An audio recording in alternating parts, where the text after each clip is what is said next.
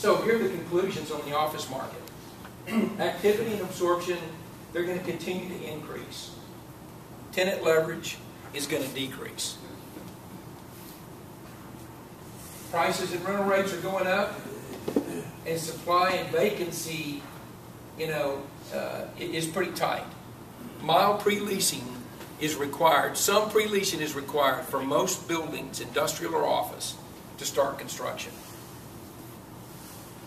When you look at the industrial market, you got to credit a lot of it with the Port of Houston. That gives us a lot of strength. The Northwest and Southeast submarkets are the strongest. The Southeast is strong on manufacturing, but not on the distribution buildings they built out there, which are a little oversized.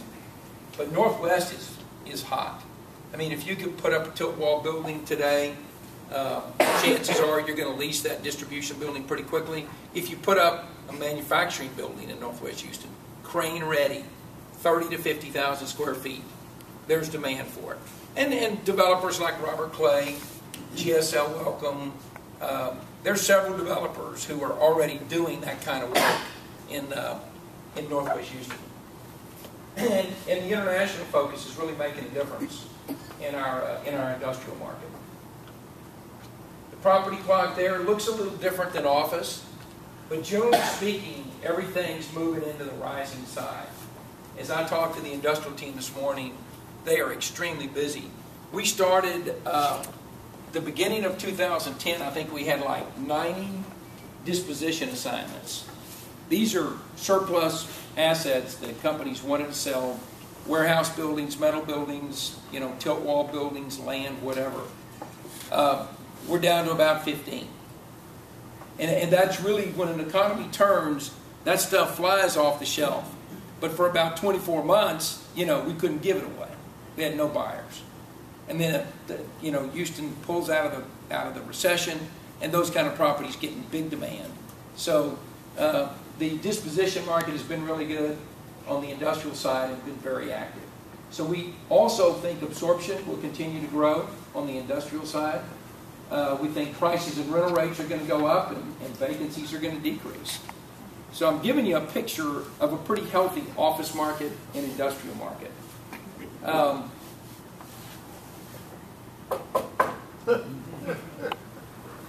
believe we're going to stay that way for several years. I really do. Because I see the hiring demand. I see the Eagle Ford Shale, which is just a tremendous project for Texas, a tremendous natural resource for Texas, driving what's taking place in Houston right now. I see continued growth in the medical center once healthcare reform gets kind of settled down. Continued growth, hopefully, with NASA. I mean, the numbers haven't fallen off regardless of the commitment to a program. The numbers are still very strong at NASA with over 14,000 contractors and NASA employees still doing their thing out there. So, I'm knocking on wood. I feel confident about the future. I'm a student of the 80s, so I still look over my shoulder once in a while, and I still play the game very conservatively. If you look at capital markets for a second, I touched on capital markets, and the thing about capital is this is the restrictor plate in Houston, Texas. If you can't borrow money, you can't build it. Okay?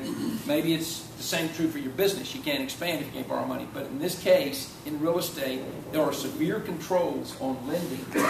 Most of the money that's going to be lent this year, $3 trillion, is going to come from commercial banks. But if you go try to build something today, they want 40 to 50% equity. So a 50 to 60% construction loan looks pretty good. That's a lot of equity to raise. That raises your cost of capital significantly. CMBS has entered the market again. Life companies are back in the market. The government with Fannie Mae and Freddie back. That's why you see all these apartments going up. Man, there's tremendous lending and capability in that world. Distress levels are still high, but they're going down. If you look at the red bar is resolved real estate. So, we thought we would have, the entire bar being in trouble, and it's not. And so, this economic recovery of sorts, nationwide, it's certainly strong in Houston, but nationwide things are even getting a little better. the red bar is just getting bigger and bigger. We're pushing down the REO and the resolve. Well, we got troubled, resolved, REO, and resolved. So the troubled is getting smaller, the REO is getting smaller, and the resolved is getting bigger. So the capital markets are healing themselves right now. The CMBS market is reemerging. If you recall, when you see those big bars, that's when we crashed. And that means those were the loans that were bundled and resold and bundled and resold and bundled and resold. CMBS is still an efficient way to loan money in the real estate business. And we will see more CMBS type debt coming on stream. And it's starting to grow again, albeit slowly. It will be back and it will make a difference, but I don't think it'll ever get as big as it once was. And that's kind of a crazy chart, but we're showing the cap rates on apartments, which are the lowest, hanging around 5%, all the way up to industrial at the top, which is around 7.5%. Those are the cap rates on the sale of good quality assets. The Williams Tower, for example, it's a $450 million asset. Okay, 65 stories, 1.4 million square feet. The going-in cap rate is going to be about 5.7. Internationally, that's low. Okay, they want to go in at 6 and get to 8, but nonetheless, it starts at 5, 6, and it grows to 7 fairly rapidly. The nice thing about the Williams Tower is, at that price, it's $320 a square foot. You couldn't rebuild it today for $450 to $500 a square foot. In fact, you couldn't rebuild it at all. That's a building that's irreplaceable in today's economic environment. It's just not going to happen. Most buildings today are going to be glass boxes with very little architectural differentiation. Just because it's the most efficient way to do it and the cheapest way to do it, and rental rates still matter when you're leasing up a building. But Williams Tower is a very unique asset. It's going to have a very low cap rate, and it's going to be a big story for Houston. So, in summary, we fared better than the most. We're recouping jobs and output faster than most of our competitors. There's not another city, folks, not one city, not one, like Houston, Texas, on the recovery chart right now. Not one. Not even close to what we're doing. And it's amazing when you just look at the numbers. Let the numbers speak for themselves. I'm not just the facts, ma'am. I mean, I'm like Sergeant Friday. I'm just telling you the facts. Okay? Nobody's close to us in the recovery, the jobs, the output. And it's driven, obviously, by strong energy sector, the office, industrial, retail, and capital markets all benefit from that. And I truly believe we're set for long-term growth and prosperity. So that ends my formal comments, but I can't walk away without putting in a plug for something that you should all pay attention to. There's a breakfast next October 4th at the Houstonian for Opportunity Houston 2.0. Now, I probably assume that most of you in the room know what Opportunity Houston is, right? No. Raise your hand if you know Opportunity Houston. Stan does. Let me give you a little background on it. The Greater Houston Partnership back in 2005 thought that a 10-year plan would be a good idea. So they wrote a 10-year strategic plan. And in that 10-year strategic plan, they wanted to help the city grow by 60,000 jobs a year for 10 years straight. 600,000 new jobs. And the partnership committed to take on about 35% of that responsibility. In other words, of the 600,000 jobs, we were going to go out and get them ourselves as the economic development arm of the Greater Houston Partnership, okay, and of the city of Houston. So, in order to do that, Drayton McLean, Marvin Odom, the CEO of Shell, Rich Kruger of ExxonMobil, they all got together and said, we can't do this because we don't have the capital to do it. The partnership, the Greater Houston Partnership's budget for economic development was about $300,000 or $400,000 a year. And against cities like Atlanta, who spend $5 million a year, Austin, Texas spends $3.5 million a year. Dallas was outspending us. And yet, we were still winning some jobs, but we weren't competing on a national scale. We raised $32 million. That $32 million has lasted us 8 years. Okay, we spent about $4 million a year. We have met our goals in raising our share of the jobs for the city of Houston. We've exceeded them every year. We do over 25,000 jobs a year through the Greater Houston Partnership. We're the ones out there convincing companies not to leave Houston and convincing companies to move into Houston. So, we're on the street again, and this time we're going to raise $40 million. Drake McLean, once again, is chairman of Opportunity Houston. And what we're looking for are companies who want to invest in Houston's growth. It's good for your business. It's good for the city of Houston. And the investment's over 6 years. And I will only say, I mean, Jones Lang LaSalle, my company's invested in it. We're a small investor. We invested $100,000 over 6 years. That's about $16,600 per year. We can afford that, okay? In Houston, we're a $40 million business. So we can afford $16,600 a year to continue to invest in Houston's growth. So the numbers I just presented to you don't go away. Okay, so if you have time, or if you are interested, I've got some invitations to this breakfast. You need to consider coming.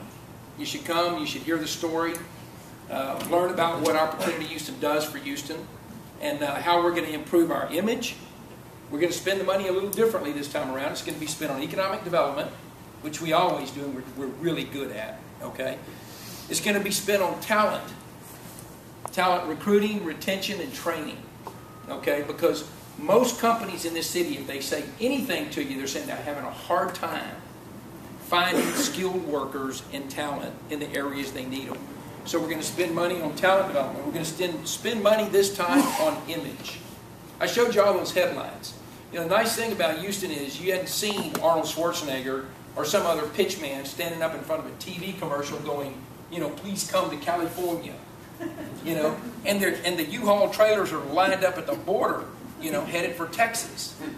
Okay, we haven't done that. Why? Because we don't need to do that. Again, the facts speak for themselves. So what's happened is, through public relations and our firm Flashman Hilliard, we got the word out to the Wall Street Journal, to the New York Post, New York Times, the Washington Post, to Forbes, Fortune, Newsweek. All those articles and headlines I showed you are third-party validation of our growth and attraction as a city to live, work, and play. Check it out. It's impressive. If a copy of this presentation is available to anybody, but Houston is on the map in this country. It's on the map for a lot of reasons, but we're doing things right. We've got to continue to do things right. So come if you would like. And with that, I'll stop talking and answer questions. Dan, when your trip to the Far East, you mentioned all those investors in Hong Kong and Shanghai. Yeah. Will any of those people invest in Texas, do you think, or Houston? Question. Oh. Yeah. Stan asked, on my recent trip to Seoul, Korea, and Hong Kong, are any of the investors interested in investing in Houston? Are they a player? And the answer is yes, they are. Keep in mind, we were walking over there with nearly a $500 million asset. So in the world of real estate, I don't care what country you're from, there are very few players who can step up to do a deal like that. The Korean investment community, in fact, one group in particular, the Korea Teachers Credit Union, came in second in their bidding on Four Oaks Place. Alliance won that bid. TIA Creb put out 49% of the ownership for sale. And so it was on the market. Lots of companies bid on it. But Korea Teachers Credit Union reportedly came in second. We went and met with them. Man, that was interesting. Real interesting. We're walking up to the building and the windows are open. I'm going, they don't have air conditioning. Now, we're talking a very modern city, Seoul, Korea. Remember, in 1951, it was completely leveled. It's only 30 miles from the DMZ with North Korea. So, I mean, this city was gone, and it's been completely rebuilt. Brand new. Office buildings, residential towers everywhere. It's spectacular looking. We're walking up to this old dog building with the windows open, and I mean, it didn't look hot, it looked ugly. And but it was where the Korea Teachers Credit Union office, and it's a prime piece of real estate with an ugly building on it. We sit at a little card table like that with a fan on us. And there's about 6 of them, and there's 3 of us. And they listened intently to the story on Houston.